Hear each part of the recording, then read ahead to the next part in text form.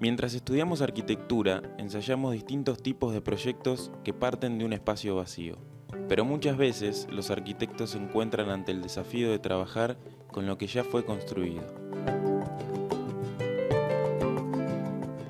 En la Facultad de Arquitectura del mundo, lo que predomina como tema son los edificios nuevos, generalmente muy grandes. La formación básica nuestra en la facultad es terreno pelado, programa escrito de necesidades de proyecto y a trabajar.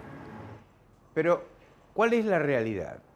La realidad es que el 70% de las viviendas en las ciudades, en las afueras de las ciudades, son reformadas una o más veces durante su vida útil.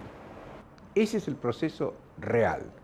Allí se va el 70% de la energía constructiva de un país, en esas pequeñas reformas invisibles que no figuran en las estadísticas, que no tienen permiso de obra y que son las que van modificando las viviendas de la gente. Bueno, los arquitectos, aunque en realidad no lo queramos reconocer, siempre trabajamos con lo preexistente.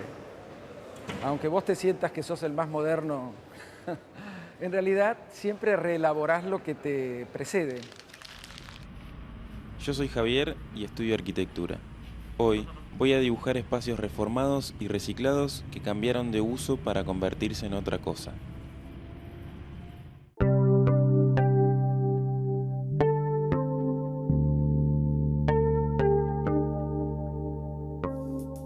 Rodolfo Livingston se define como arquitecto de familia. Entre sus proyectos, le da importancia a las reformas de viviendas construidas por otros, buscando soluciones que permitan mejorar la calidad de vida de sus habitantes. Lo que más ocurre en relación a los cambios en la vivienda son las reformas. Y las casas tienen que cambiar porque una casa es el traje de una familia. Es decir, la familia cambia porque hay más integrantes o porque se mudó otra familia a esa casa, porque se fue a vivir el abuelo o porque ella se recibió de psicóloga y quiere atender a gente y debe cambiar el traje. Una reforma es muy interesante porque la palabra que más va es transformación. Es a través de una forma ver otra forma. Transformar es muy hermoso y no es un patrimonio solo de la arquitectura.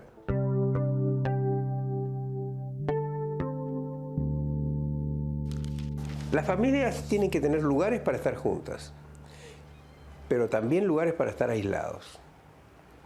Y entre esos dos polos se verifica una condición muy importante de la vivienda, poder aislarse y poder juntarse. Entonces yo acá hice una cosa que es considerada una no diría atrocidad, pero una barbaridad, que es derrumbar un baño. Derrumbamos un baño, por supuesto, con el acuerdo de la clienta que aprobó el proyecto. Entonces este es un departamento de 70 metros con una distribución clásica basada en los prejuicios de los inmobiliarios. Un dormitorio, otro dormitorio, la madre y la hija, y un baño al medio. Cocina, lavadero, living, la entrada por acá, y 3 baños. El baño de la familia, el toalé de las visitas y el baño de la muchacha. Entonces, el resultado final, ¿cuál fue? Desalojar a la hija Valentina de este dormitorio y convertirlo en el estudio de la madre. De tal manera que la madre se queda con toda esta franja, dormitorio, baño y estudio, de ella sin que nadie la moleste. Pregunta, ¿y qué pasó con la hija? Destruimos la cocina y le hicimos un dormitorio muy lindo a la hija. ¿Y qué entonces? Pregunta, ¿qué pasó por la cocina? Hicimos una cocina-comedor acá. La madre se quedó con todo este sector. Adquirió un estudio sin que nadie construyera un estudio.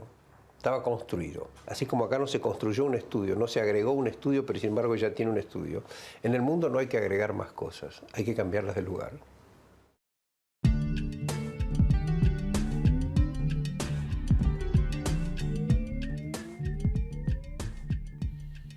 Así como una casa puede tener modificaciones, hay construcciones que cambian la función para la que fueron concebidas y comienzan un proceso de reciclaje. Reciclar es volver a utilizar algo que aparentemente estaba como descartado. también puede asimilarse a recuperar y reparar. Para mí el concepto fuerte es recuperar, en todo, no solo en el caso de los edificios.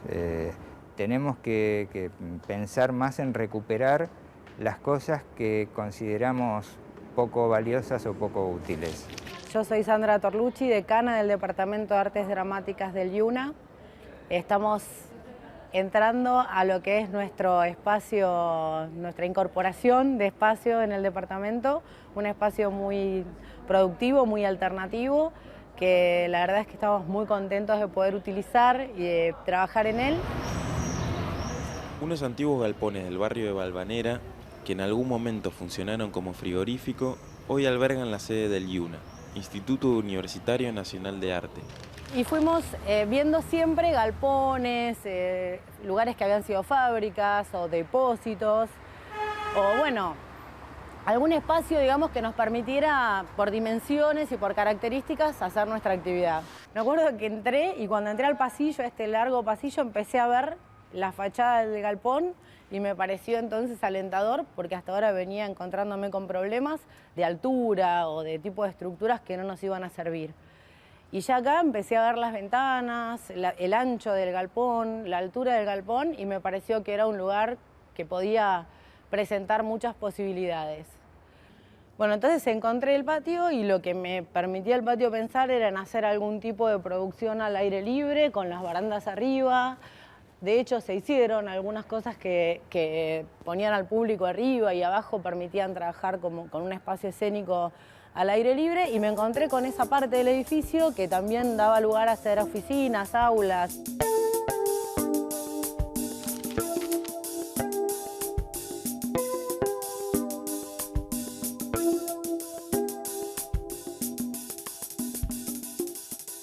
Primero me fijé en la situación de estructura, cómo estaba el edificio, si estaba quebrado, si estaba entero, si tenía en caso de que estuviera quebrado, si tenía posibilidad de reparar. En este caso no está quebrado, está entero, no presenta situaciones estructurales de riesgo, está todo en orden. ¿Y las reformas que se encararon, con qué materiales se ejecutaron? Se utilizó todo montaje en seco, materiales para montaje en seco, Durlock, lana de vidrio, ese tipo de cosas, por varios motivos. Primero porque es todo móvil, es todo desarmable, se puede desarmar y armar en otro lado. O sea que la idea es que nada esté terminado, que siempre se pueda estar haciendo algo, modificando algo, readaptando. Esto es la dinámica de este lugar. Desde acá vos encontrás espacios exteriores, como este patio, de distintas características. Tenés un pasillo profundo que te entuba la visual. Después tenés espacios medio exteriores, medio interiores, como aquel de allá. Tenés espacios internos totalmente libres y abiertos como este, y arriba más compartimentados. O sea, tenés de todo. Hay aulas más pequeñas, más probablemente para uso teórico. Estas de aquí son espacios más grandes y con más altura, con otras características espaciales también. Siempre recuperar un edificio que no sabés quién lo hizo, ni cómo, ni qué cosas se vivieron con el grupo de trabajo que lo estaba haciendo, siempre es una aventura. Vos tenés que dialogar con el edificio. Vos le proponés al edificio lo que querés hacer y el edificio te contesta. Te dice te permito o te dice no te permito hacer esto. El arquitecto, sobre todo cuando está teniendo un encargo de este tipo, que significa reciclar, es un fenómeno inverso a pensar de manera abstracta. Vos te vas moviendo con los ámbitos y te vas dando cuenta que son aptos para determinada cosa o para otra, si vos la transformás. O sea, te movés por una maqueta invertida, dentro de una maqueta que existe. A mí me apasiona más por mi forma de pensar, en el sentido de valorar lo que es recuperar algo que estaba dado por terminado, que estaba dado por inútil.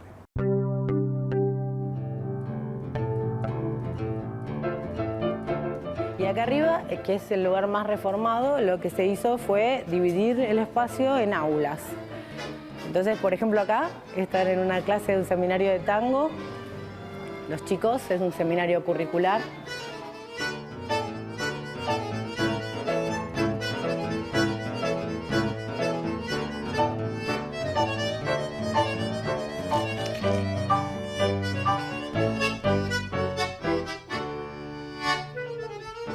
que hicimos nosotros fue dividir, tabicar para hacer aulas, y este espacio primero discutimos a ver si lo íbamos a hacer aula también o lo dejábamos libre para esto, para que se pudiera hacer también un taller de escenografía y a veces funciones, que es lo que está ocurriendo. Y bueno, y creo que también incluso la inversión de los horarios, ¿no? Que esto seguramente, a veces pienso que estaba deshabitado los fines de semana y ahora está muy habitado los fines de semana, con mucho público, con mucha circulación de gente. Bueno, básicamente lo que conseguimos, lo que encontramos en este espacio es una teatralidad, o sea, el espacio ya tiene en sí mismo una singularidad, una textura, la puerta de atrás de madera, eso empieza a tener su propia singularidad, que es muy difícil conseguirlo en un espacio acostumbrado a poner una obra atrás de otra, donde generalmente está todo pintado de negro, la teoría que sea vacío y que uno tiene que pensar una escenografía que contenga la narración. Acá no, acá el mismo espacio ya estaba cargado poéticamente. Y en este momento ahora estamos por empezar la función, en un rato, la función del Bergantín, acá en la sede del IUNA de Venezuela y Jujuy.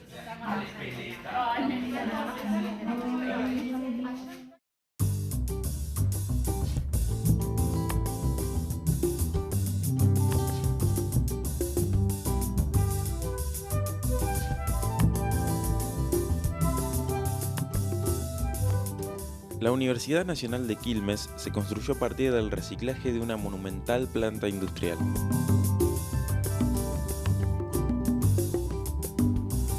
Digamos, el origen de todo esto es bastante triste y está relacionado con episodios desde el punto de vista económico y social de nuestro país que fueron muy extremos.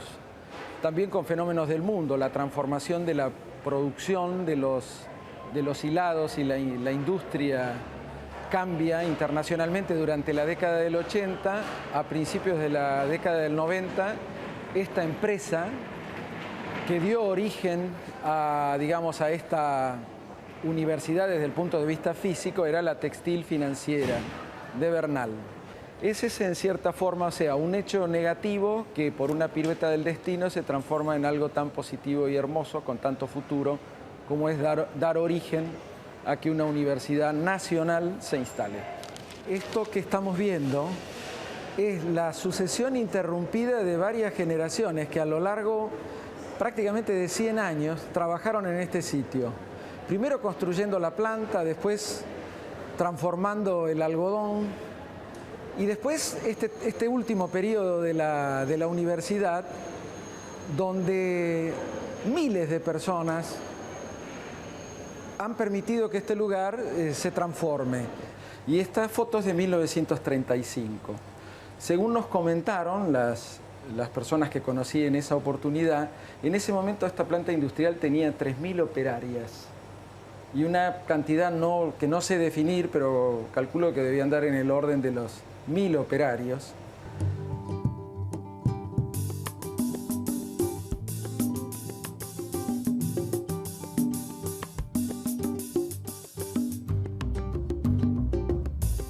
La Ciudadela Fabril se transformó en una universidad con calles, avenidas, esquinas, plazas y edificios diversos rodeados de un bosque.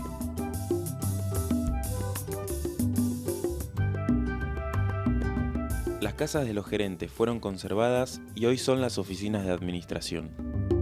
Todas estas verjas y todos estos elementos tan amables que son típicos de determinado periodo de Buenos Aires y de alrededores, los dejamos todos como vestigios porque, aparte de ser interesantísimos, son completamente legítimos. Fíjense cómo reciclamos las ventanas, cómo tratamos de dejar el carácter original, pero encima, casi a la altura de la copa de los árboles, está el nuevo orden que construimos. Entonces, más que fenómenos desde la arquitectura pura, eran fenómenos desde la construcción, pero muy interesantes, muy racionales. No se permitían prácticamente ningún lujo, ninguna cornisa. Y las casas de los gerentes, si vos lo ves, eran casitas de barrio, modestas, lindas, yo te diría casitas de tango, ¿no? Que vale la pena tenerlas. Vale la pena desde todo punto de vista haberlas conservado. Se aprecia mucho lo que está bien hecho. Y yo creo que esas son como ciertas invariantes que la cultura se da y que los arquitectos tenemos que utilizar. No tiene ningún sentido romper con eso. Es más, sería como un principio de equivocación fuerte, ¿no?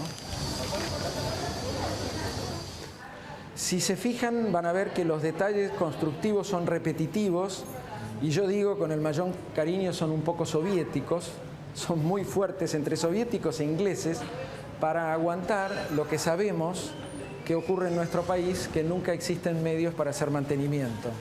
La arquitectura pabellonal es un principio de organización del espacio que verificó muy bien durante el siglo XVIII y el siglo XIX.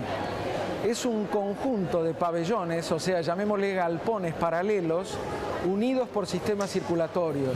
Todo lo podemos verificar, por ejemplo, con los hospitales. La infraestructura hospitalaria de los primeros hospitales fundamentales que tiene la ciudad de Buenos Aires están hechos sobre la base de un sistema de arquitectura pabellonal. Era un periodo que a nivel mundial, digamos, el poder de la industria, tenía sus patrones de organización del espacio, generalmente estaban muy relacionados con lo que había producido Inglaterra en la Revolución Industrial. Como ellos eran los maestros en la utilización del hierro, porque eran los que lo producían y los que lo generalizaron, porque todos creen, todos, algunos creen que el fenómeno de la mundialización es como un fenómeno de esta época. Hemos vivido muchos procesos de mundialización. Primero lo hicieron los romanos, después los hicieron los grandes imperios recientes.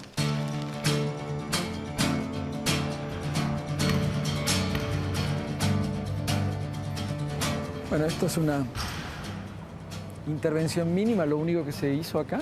Ponerle una chapa traslúcida, permitir que las plantas entren. Que eso, más que un objetivo inicial, es dejar que la vida te invada. Y favorecer iluminación natural y ventilación, sobre todo para que los chicos puedan hacer sus actividades, ¿no? En la sala de internet está generada con el reciclaje de materiales de la cabriada original. Es un ático construido sobre la estructura original. Estos puentes, por supuesto, permiten el pasaje de la luz y la ventilación del conjunto de todo este pabellón. Qué bueno es verlo dibujando por acá.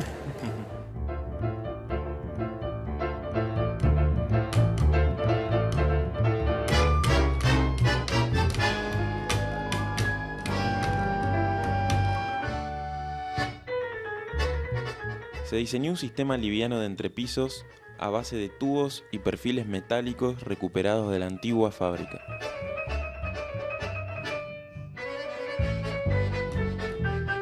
Entonces la operación de ir encontrando el grado de afabilidad, de alegría y de comunicación consistió en ir cortando esos muros de manera tal de que las personas pasen a través de ellos, ¿no? Y que pase la vida, ¿no?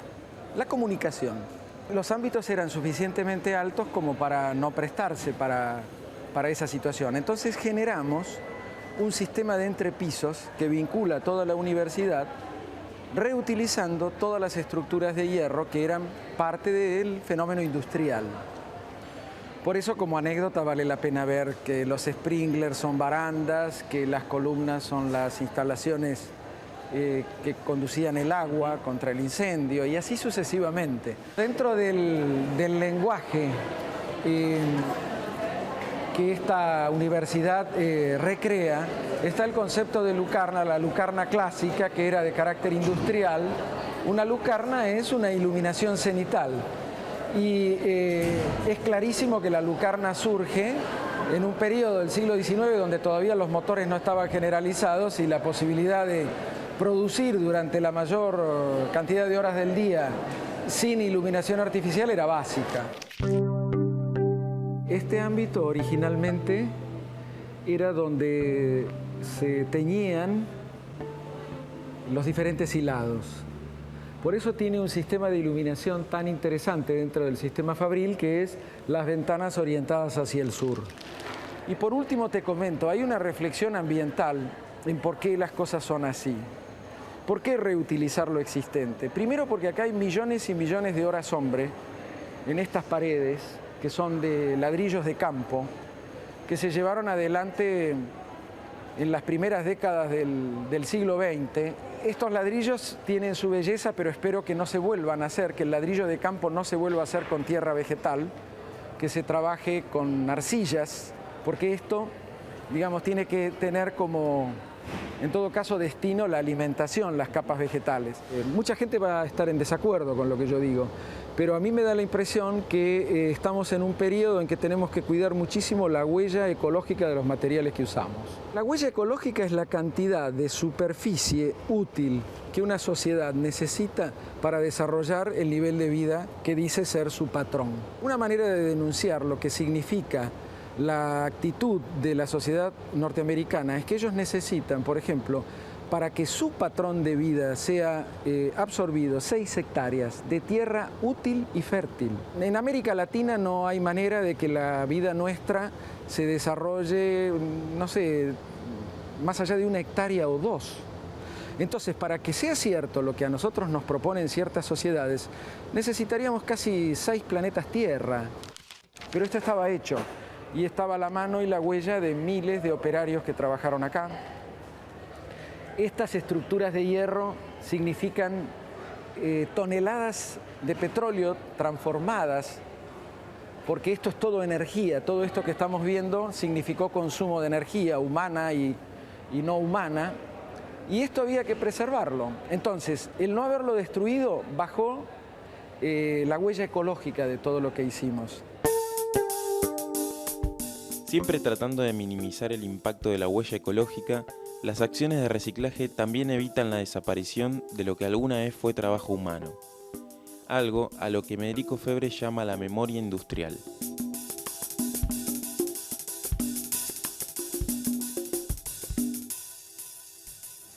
Y aquí tienen una planta general. Sería buenísimo que vayamos a ver toda esta parte de la puertita al futuro.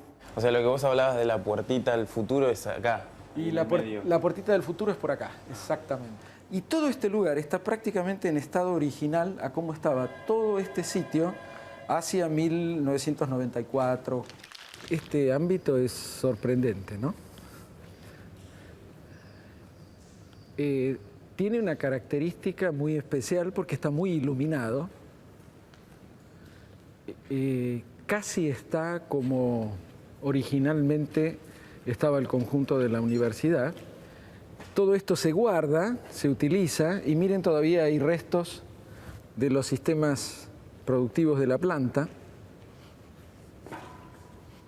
Es un ámbito en cierta medida sobrecogedor, en parte, pero tiene una belleza que hay que sabérsela encontrar, hay que quedarse un ratito hasta darse cuenta la cantidad de cosas que aquí dentro pueden hacerse. El fenómeno del reciclar es concebir de manera inversa. El espacio existe y vos te reapropiás. No partís de un fenómeno de abstracción y vas generando el espacio, sino que te vas dando cuenta qué vocación tiene ese ámbito. Y este burlón también es una etapa del mundo que ya no existe. Fíjate lo que encontrás acá adentro. Hubo un periodo anterior a la soldadura que la manera de producir era esta: producir uniones. Vos podés hacer la historia del diseño a través de la historia de cómo los fenómenos se vinculaban, cómo los distintos materiales se vinculaban. Bueno, esto es interesantísimo, y si estas cosas no se reflexionan en una oportunidad como es trabajar para una universidad, bueno, casi no lo podés hacer con nadie. Y los sistemas de ventilación, mirá, si vos estudiás esa lucarna es mejor que las que hemos hecho nosotros incluso. Porque las que hemos hecho nosotros no creo que puedan llegar a durar más o menos los 70 años que tiene eso. Porque son muy robustas, porque estaban hechas también dentro de un periodo en que los fenómenos de mantenimiento no eran necesariamente los que se calculaban. Esto es lo que yo llamo diseño inglés y diseño soviético, ¿no es cierto? Hemos perdido toda inteligencia respecto de cómo son los sistemas de palancas, cómo accionar. A ese mundo se va a volver. Porque eso tiene muchísimo que ver con los fenómenos sustentables. Y los motores son realmente un sueño de la etapa de industrialización que, en definitiva, tienen patas cortas, ¿no?